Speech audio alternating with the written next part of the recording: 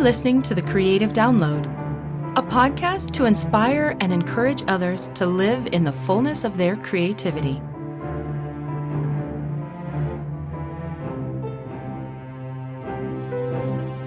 Happy New Year, everyone. Welcome to everyone. 2026 and welcome to the Creative Download podcast. I'm Christy Bruneau. I am a singer-songwriter. I'm also a top liner for a songwriting team, 2 a.m. Epiphanies, scriptwriter, dancer, and podcast host, and also a realtor. So I have a lot. And today we are going to talk about what art does. The book that Brian Eno wrote. We're very excited about that. And Chelsea, who are you? I'm Chelsea Nettleton, singer, songwriter, videographer, photographer. By day, I'm a real estate media specialist and a miniatures maker, TV show writer, script writer, and co-host of this lovely podcast. So. Yes. Yeah. And if you haven't already followed us, we're on Instagram, we're on YouTube. Our podcast is on all the platforms. So we'd love it if you'd follow us and say hello. We're trying to build our Instagram following a little bit and just let people know about this podcast and what it's about. We're here to encourage others to continue to stay in their creativity, especially during such a hard time that we're going through in our country and actually in our world. I know we've talked about it, Chelsea, that art is super important. So, but before we get into all that, let's talk about what we're working on like right now on art. Chelsea, what are you working on? I'm currently finishing up a song that would be great for a Grey's Anatomy brief. So I'm going to be pitching that in the next couple of days. And I'm also working on a song with my co-writer, Pete, that would be lovely for, we can totally hear it for like a upbeat commercials, maybe, pet store, pet food, or even like a dating app, so it's fun when we start writing these things with, kind of, ooh, okay, I can see where this could be placed, so those are the main things. And then I'm really enjoying my miniatures making, and I got addicted to an Instagram guy that does makes fairy houses. And then he actually takes them out into the woods and puts them out, and so I can just imagine people walking by and like seeing these and be like, oh, wow. And that I would be one of those. I'd be like, I want that. There's a little fairy area on the bike path I go to. Is so there? Chelsea, when you come, next time you come, we think we were talking about you coming to visit in March, we'll go to there and you can put any of your miniatures in there. Yay! Oh, see. Mm-hmm. I want a little fairy garden out. Well, we rent right now, so I don't want to like put too much effort into it here, but when I have my own house, I'm going to be creating a little fairy space because it just makes me happy. It's just cute. Yes, I'm a middle 40-year-old adult who loves fairies. What can I say? I think it's just it's your creative play and fun. And that's what's so important. And that's why we talk about it here, because I think a lot of us believe like, oh, we're an adult now. We can't like this, or we can't be into that anymore because we're adults, and that's not true. I think we go back to like that child spirit of ours that we carry. That is where a lot of our art is, and our innocence and our truest self. So I think it's awesome. Yeah. What about you? What are you working on? Also songs, we just finished our playlist, 2 a.m. Epiphanies. We have one last song we're doing on this one playlist that we're finishing up, but we have 5 songs. And we are also getting ready to pitch, for those of you who, if you're maybe listening for the first time, like both Chelsea and I are songwriters, and we focus on writing songs that would be synced, which means licensed into television and film. I have an old cat, and I think she's going to start. She wants to be a part of the podcast. She wants to be part of the show. And funny thing that, I'm always recording noises and sounds. I always miss this because I want to get her like howling. And as you can hear it now, it's getting recorded on the podcast. But so that's another thing I've been trying to do is record sounds, which is something that we did learn at the production music conference. Yes. And then, we're writing our TV series, and we're in this phase right now of like really trying to hone in on our tone, which has been a lot of fun to like work on that. And just those are like my main things.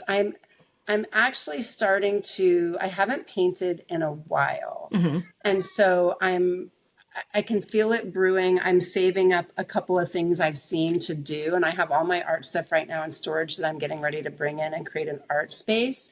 So Yay! that's always helpful for me to have, because it's not something I try to sell. Right. It's not something, it's my It's fun. I purely don't, fun. Yep. yes, it's like it works on a different part of my brain that just is really calming, Mm-hmm. and I don't have to make it be anything. It's all for me. And Right. so, but yeah, so we're working on, we're kind of in this next phase. I love how we're always in sync with each other. I know, right? The last couple of years, I was talking to a producer friend of mine the other night, and I was like, I've been doing this for 2 years, like working on transitioning my music from being an artist and being, which I still like to perform, but that was my Yeah. only focus, to really learning about what is an underscore, Mm-hmm. how do you write with television and film in mind, Mm-hmm. and then the next phase is actually pitching your songs. So that's Mm-hmm. exciting because this week we're both pitching. Yeah. So hopefully it gets into a show. Yes. And if not, we just keep going and keep writing more songs and keep pitching until it does. So Yep. so yeah, so today we're talking about what art does. And Excuse me. if you don't know who Brian Eno is, a lot of you may know if you're in the music business. He wrote a book with a gal, Betty A. And he's a producer. He's a creative. He, I think, is kind of known for the creation of the ambient Yeah. genre, which I love. Mm-hmm. But it's very, what I like about him is it's very much seems to me like it comes to him and through him. Mm-hmm. And he has ideas, and I love how he talks about when he has a whole airport ambient Mm-hmm. music, Mm-hmm. and he talks a lot about how he did that on some of his videos that he's interviewed. Mm-hmm. But he really sat down and tried to express like why art is important, like what does Mm-hmm. art do for us.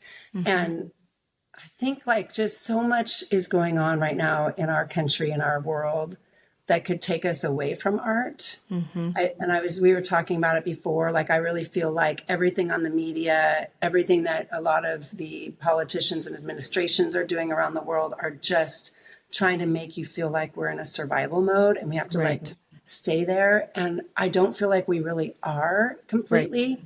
I don't think putting your head in the sand is the way to go. Right. But I think being conscious of allowing yourself to have art in your life right now is so important. And we're going to kind of go through why he points that out, because he actually Yeah. points that out. So maybe we should start with that part of his That book. sounds good. Yeah, I have that part marked because that was one that kind of hit me the most. So kind of what you were talking about. So in Brian Eno's book, so it's called What Art Does, an Unfinished Theory. If we don't, I think we already said that. Sorry if I'm repeating. That was one of the first things that hit me. And this is just a fun, I have to just show, like, it's just a fun little book because there's, Yeah. there's a lot of illustrations, and it's not like just a bunch of text in your face. It's really written for the artist. Yes. But one of the main things, or one of the first things that popped out to me was so he says, art can have a tremendous effect on the world. That is why dictators or anybody in power have been so eager to lock artists away or employ them as propagandists. But art is effective because it's safe. I just find that so interesting because, Yes. people in power, like that just shows how powerful art is if people that are in power are trying to utilize for propaganda, or if they're trying to lock them away and shut their voice down. And we just don't think of how powerful art can be because it's taken out of schools, it's defunded, it's any number of things. Oh, parents that want their kids to be doctors because, it's a more steady, you can't be a starving artist. That's how I like the fact that there is the term starving artist. Like but there's so much power to being an artist and just doing art, whether you do it professionally or if it's just a hobby.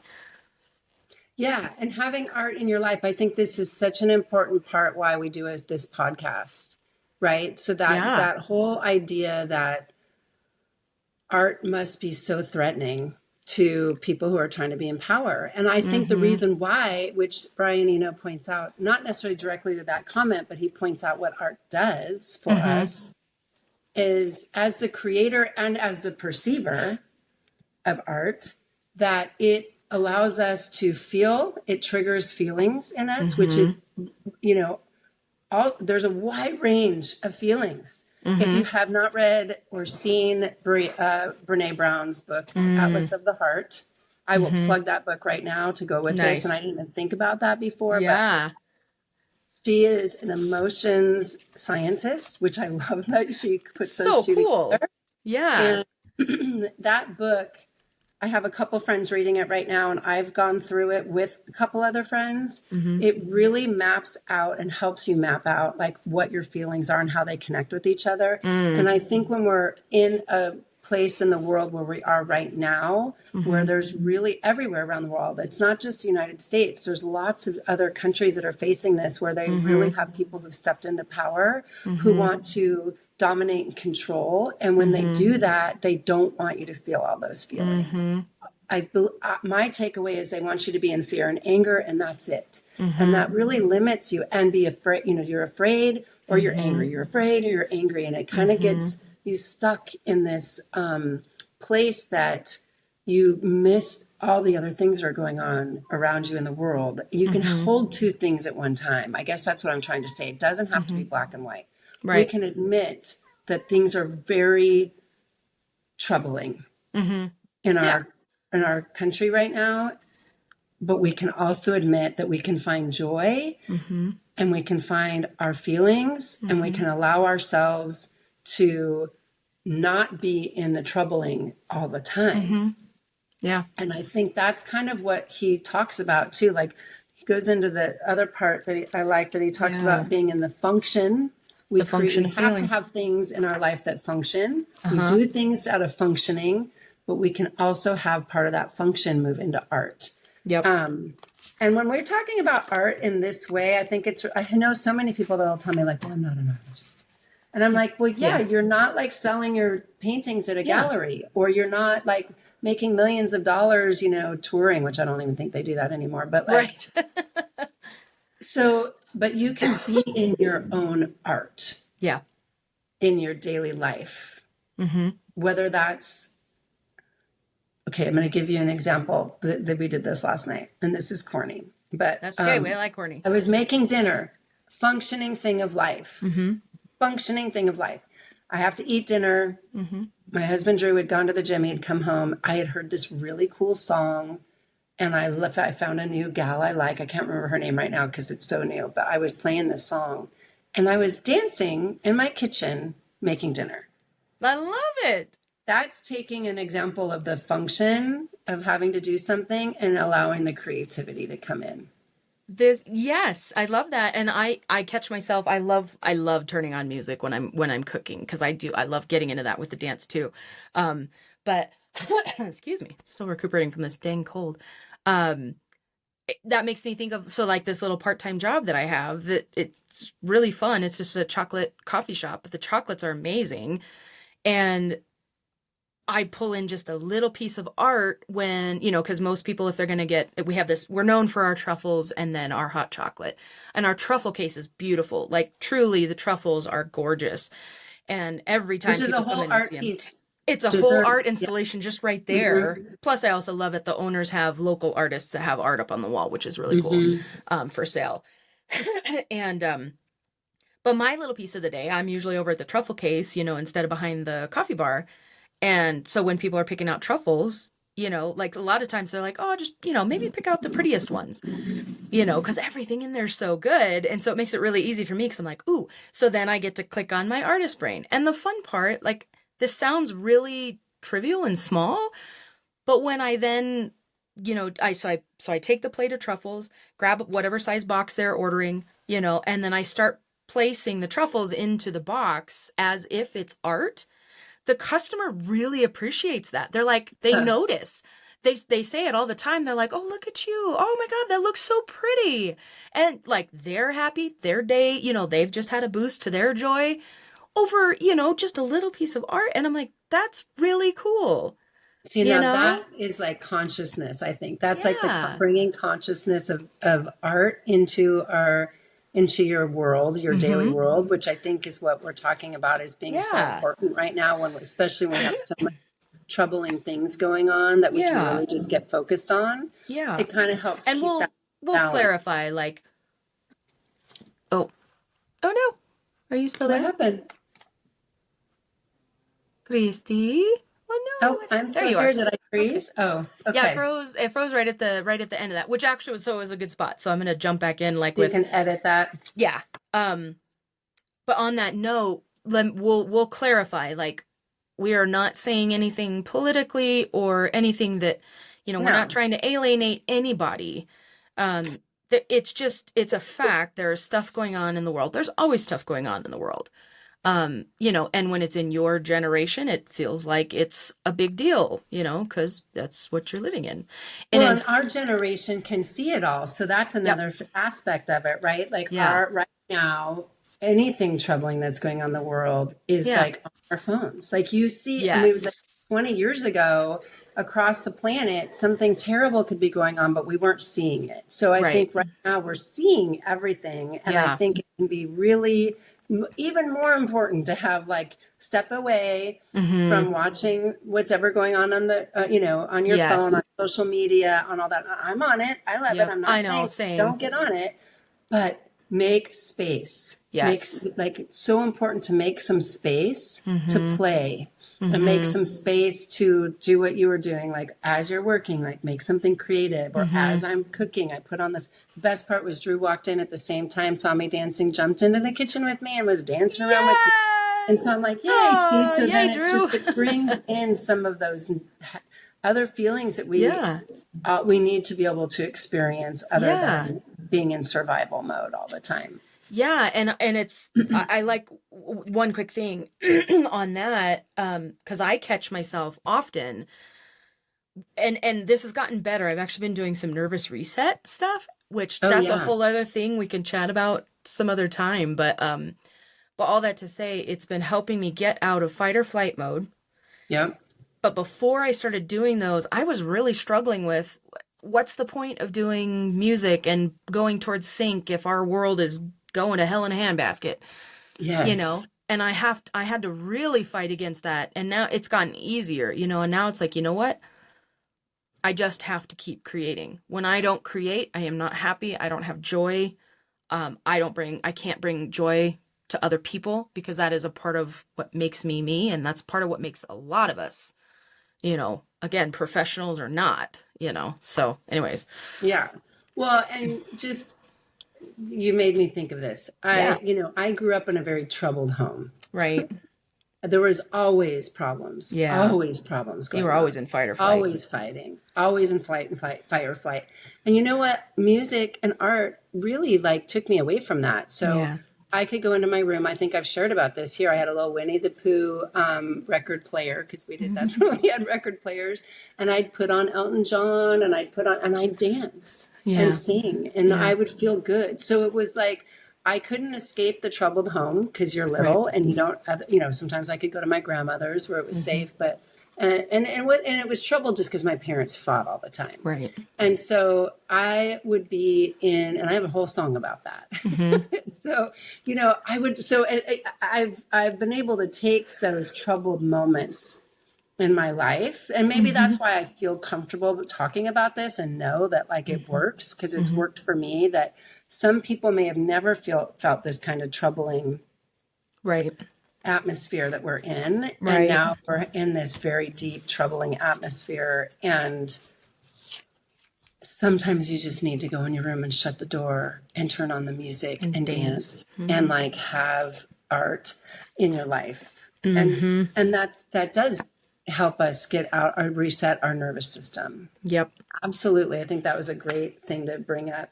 I love how I want to talk about some of the things that Brian Eno considers art, because I've told people about our podcast, and some people are like, well, I'm not an artist. I'm like, you are, Right. please just watch. You know, like, Right. if you don't think you are, come listen. That, you know, we're going to convince you that you have a piece of creativity in you no matter what. Right. But he just starts, what does it mean? What does art mean? In this book, the word art is used in the broadest sense possible. It includes all the expected things like, of course, novels, sculptures, symphonies, albums, paintings, films, ballets, plays, poems, operas. But I'll show you. I mean, I have my books on. This is all the other art. Yes, I love that because it was like, And whoa. I'll read a few. Cocktails, Gangnam Style, carpets, tall tales, gardens, knitted cardigans, the jitterbug, mohawks, cupcakes, truffles, slang, pop songs, birthday cards, mascara. So it's so funny because he talks a lot too about makeup in this and like hair and how you dress. And I really now think about that. Like I choose how I want to look, what I want to wear, what I want to do. That is also part of being creative. That is creative. You know, so it goes on skateboards. I mean, I'm just kind of picking hip hop. Oh, stamp collections. I had a stamp collection when I was a kid. Oh, you did?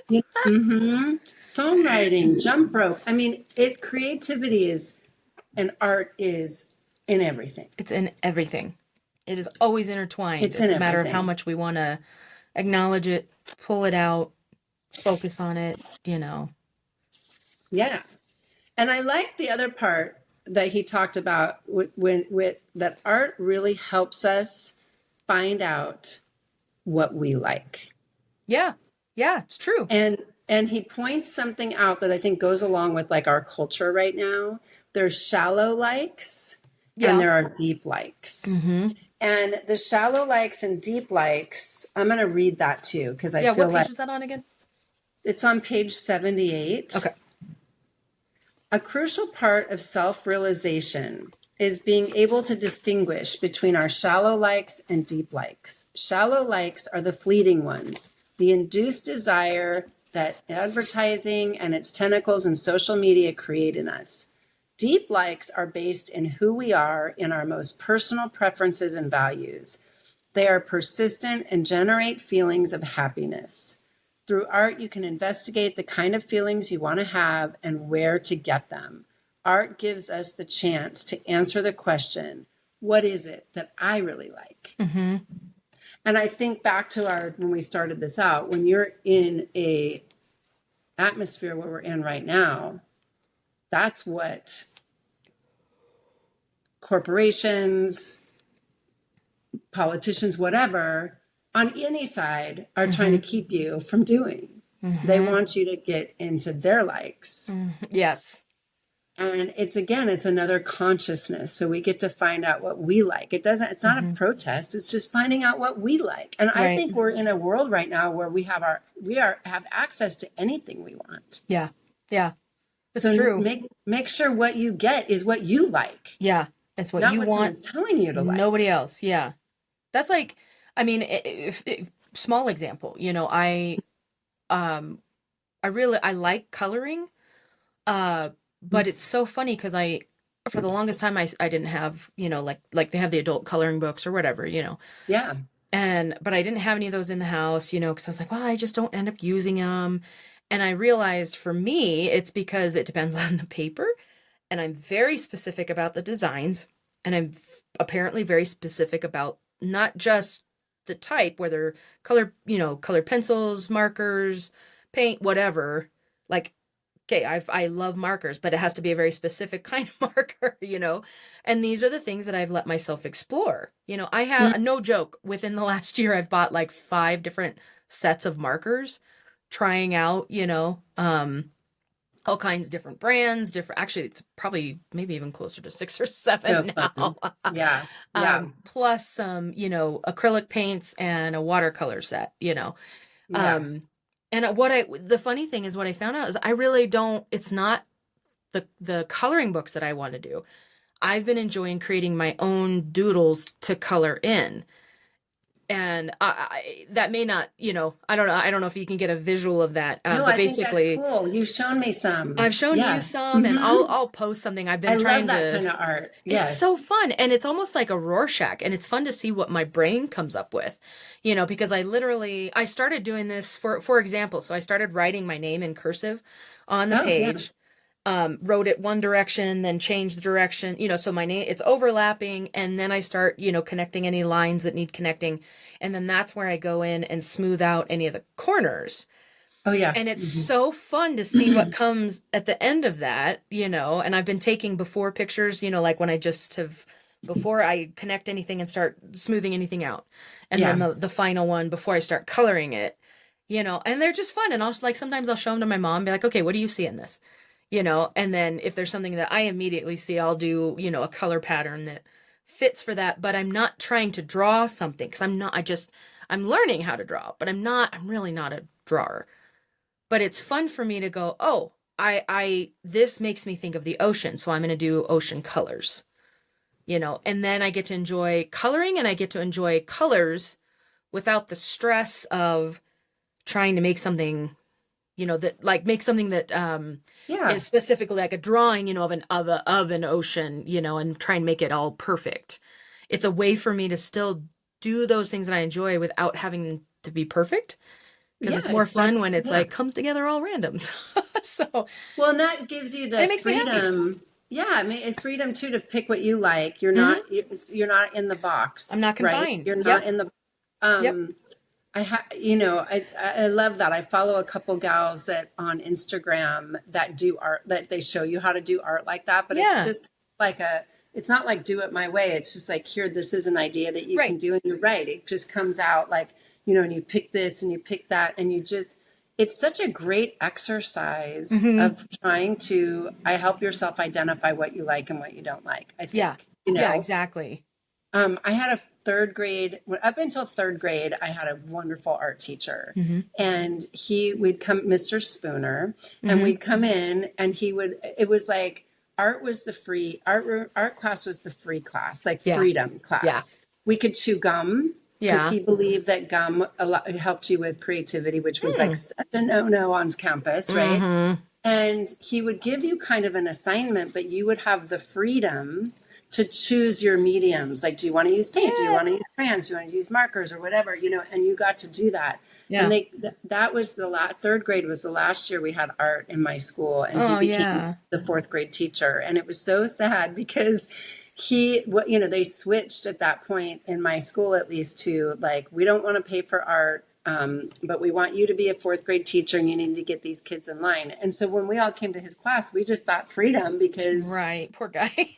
oh, it was so sad. I mean, we were it was really a hard transition. And then we didn't have art anymore. Right. And I think about that when you were talking about having, just like choosing, like, oh, I got to experience that in Hmm. school, and how important that is. If there's no art in school, at the school your kids are at, it's Hmm. really important to put them in. Like, I did go and do crafts and like all this Hmm. other stuff in other art spots, because I Hmm. wanted to do that. And I Hmm. think if your kid is interested in that, it's really important to do that instead of homework sometimes, Right. because there is research that shows that when children do art and music, they Hmm. actually do better in school. Yep.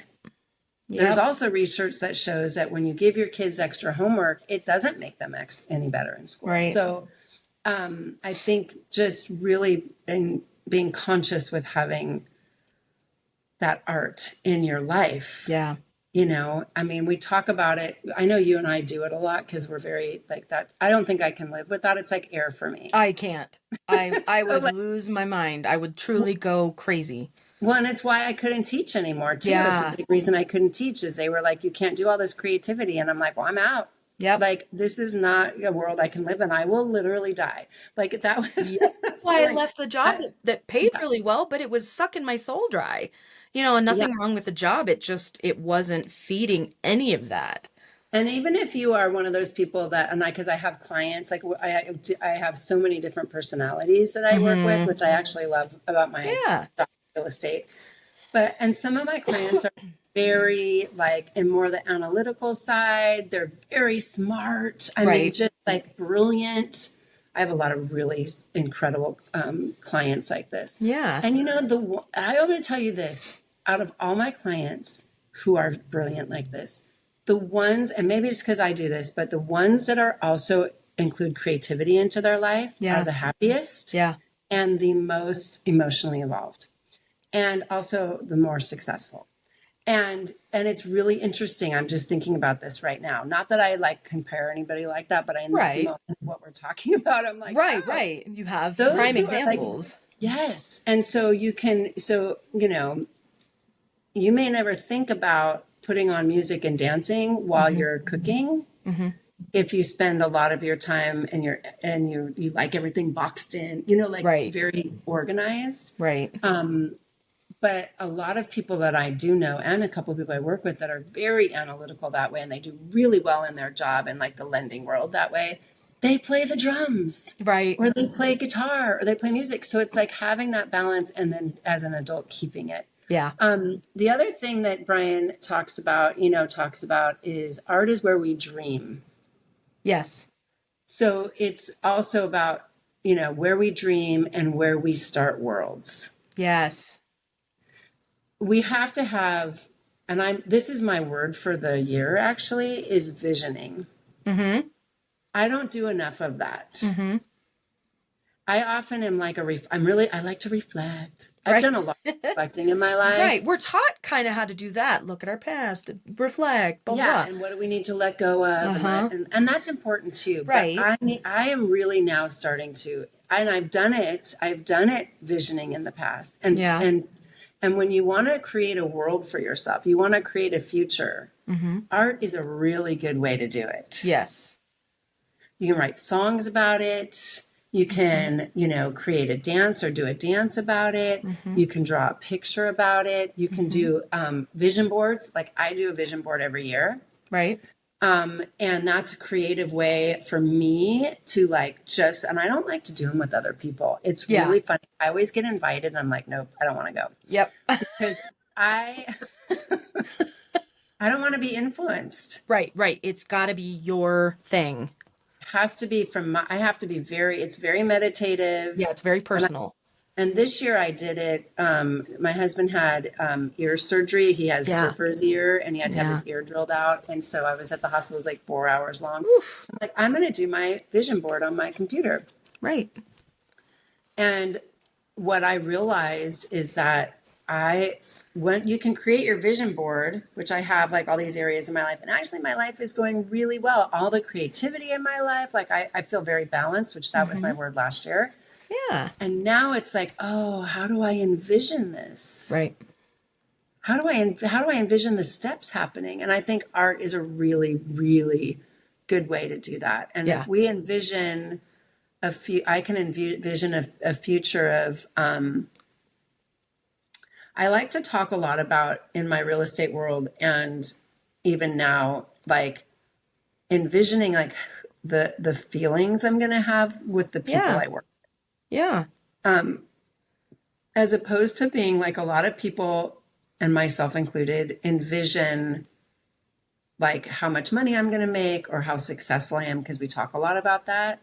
But I'm really leaning into like, okay, like for you and I, Chelsea, like, because you're on my vision board. Yay! With the TV script, right? Yeah. Like, I'm also envisioning like, I want like what the room is like, the writer's room is like, and how I feel with the people there. Yeah, that's good. And how I feel like I can connect to them. And I feel like we want to create this all like in the way that is going to help bring good to the world. Right.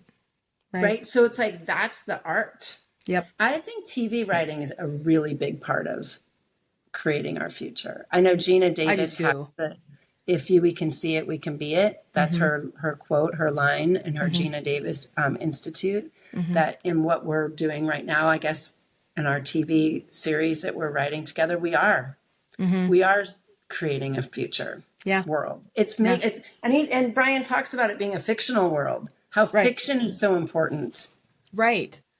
And nonfiction is so important, but fiction is important because we can't always see in reality us in the future, but we can see a fictional character in the future first, and then we can see ourselves doing it. It's funny you say that, because that's another thing that I had tabbed here, like with my notes and stuff. Art, he one of the sections he says is art is a simulator, and he says think of it like a flight simulator, which is what pilots practice in. You have all the experience of flying the plane, but you never leave the ground. But the feelings feel real. You feel elated when you take off successfully, and you sweat anxiously as you try to bring the plane in for a tidy landing. He said, so what would the name for feelings of that kind be? Artificial feelings, virtual feelings, fiction feelings? And so that's what he calls them. And he says, so what's the point of fiction feelings? They alert you to the range of feelings you are capable of having. They enrich your feelings repertoire. They tell you something about other possible worlds, those you might want to be in and those you might want to avoid, which is one of the things we talk about with art, is like sometimes you have to try something to find out if you don't like it, and it's okay. You're not failing. You didn't make a mistake, And then the last thing that I had highlighted there, he says, they tell you those things in advance of ever encountering them. So you have a repertoire. Sorry, the feelings. The feelings tell you those things in advance of ever encountering them. So you have a repertoire of feelings about, he quotes, quote unquote, fictional worlds in your mind. And in these fictional worlds, you are allowed to take the consequences as seriously and non-seriously as you want. The level of seriousness is entirely up to you. So you can take all those feelings and you can, almost like an actor, like you can play them out, and okay, how do I feel about this? And what does this do for me? And, ooh, do I like this feeling? Ooh, I don't like being here. Or, oh my God, I love this. I want to feel more of this. How do I make this a reality? And I love that. It's almost like feeling brainstorming. Yes. Well, and, which brings me, you're describing a lot of what Mr. Rogers did. Oh, yeah. So I know that you've watched the movie, and I wasn't planning to talk about this, but I've been talking about it ever since I was sick over the holiday too. And on New Year's Eve, my husband and I watched A Beautiful Day in the Neighborhood, which Tom Hanks plays. He was so good. Mr. Rogers, and he was so good. And we were not prepared for this movie. I'd been told to watch it a few times. And in fact, I think Jody Friedman did who we coach with. He did he was a music supervisor for it. So I haven't watched the behind the scenes on that with him yet. But the movie itself really actually talks about this, how he took the characters and and helped children to identify their feelings and to be able to choose that. And so his show that he created was all about wanting to create a future, create a world where kids were seen, were heard. And in the movie, I mean, I grew up watching Mr. Rogers, but I never looked at it like an adult like I did in this movie. He literally did this in his world when he walked around with people. And I researched him a little bit after that, because I was like, I thought it was kind of weird, like a few of the situations, but he was a Presbyterian minister. Yeah. And apparently he came from a very wealthy family. Yeah. I didn't know that part either. I didn't either. He, a friend of mine told me that he came from a very wealthy family, so he really didn't have to, he chose to do this. Yeah. And it's very creative. He sings, he wrote the songs, he did the puppeteers, and he was on air for like 30 years. Yeah. Maybe 32 years or something. And if you haven't seen the movie, I would highly recommend seeing it. I feel like all the actors were really amazing. The actor that played his dad is really good. He's actually the father in a movie that we've always liked, American Dream, I think is the name of it. And he plays such a good, like, bad guy kind of, but then you see him change in the movie. It's not so much about Mr. Rogers as it is about how an interview that he was interviewed by Esquire magazine turned into him really helping the journalist. Yeah. But it really is like how we can envision our future. He envisioned a future where kids were going to, where people could share how they felt. They would know what their feelings were.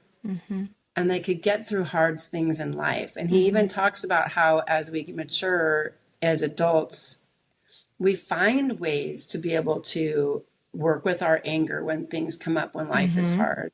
And I love how he would turn to the piano. Yep. I was just going to say, I mean, art, it can be so hard to pinpoint feelings sometimes, which sounds silly, but when you think about it, it's like, yeah, when they say that, like when you're angry, anger is not actually the true feeling.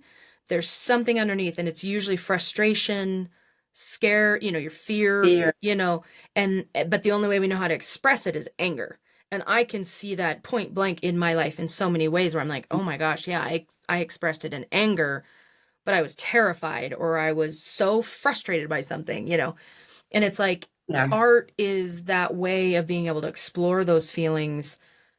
And like he says, in a safe, safe I way. mean, and you have to make sure that you ensure your own kind of safe environment in that regard, because there's different things going on. But it's a safe place to explore those feelings, because like what he says, they can be fictional feelings. You can explore them and see, what am I feeling, or what do I want to be feeling? And I love how art does that. Primary example, I wrote a song. I was really dealing with heartbreak. Best songs. Over a relationship. What's that? Oh, I know. There's only a few songs. There's only a few songs about heartbreak, right? But for me, one of the things that helped me get through it was listening over and over and over. And I love Taylor Swift's, original, like earlier stuff. I love all of her stuff, but I love her earlier stuff.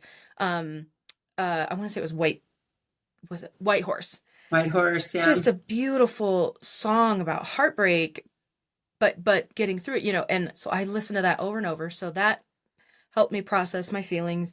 And then for me as a songwriter, I wrote a song, and this was funny because this is before I understood what a reference song was. Yeah. I wrote a song based on, I had been doing active listening and I wrote a song, and it was so wild because as soon as I wrote that song, though that heartbreak, that pain truly minimized to a point where it was like, okay, I'm not dying. Oh yeah. And that was like, I can pinpoint that one to, and I mean, the song going back to Columbine that I shared, in season 1, that was a very cathartic thing, and whether you're the artist creating it and get the catharsis from your own stuff, or if you're listening like what I did, listening to these other songs, like all of that is good. All of that is right. You're exploring your feelings, in a safe way. And because I guess my one of my big things there is sometimes it's hard to put a name to what you're feeling. Oh yeah. Because it's just so complex. Yeah. And most art people helps with that. I think Brene Brown talks about this in Atlas of the Heart, that they did research. There's research on, like, in general, like the general population knows how to identify 3 emotions: anger, sadness, and happy. Yeah. And that's it.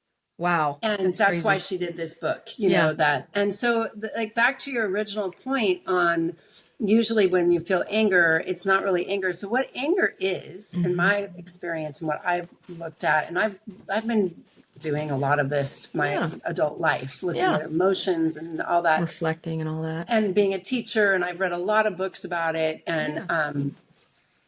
And anger is always like there's a myth and a kind of it's not really a myth. I'm trying to think of what it is. It's a reaction to anger, that there's something wrong with you if you feel anger, and that's not true.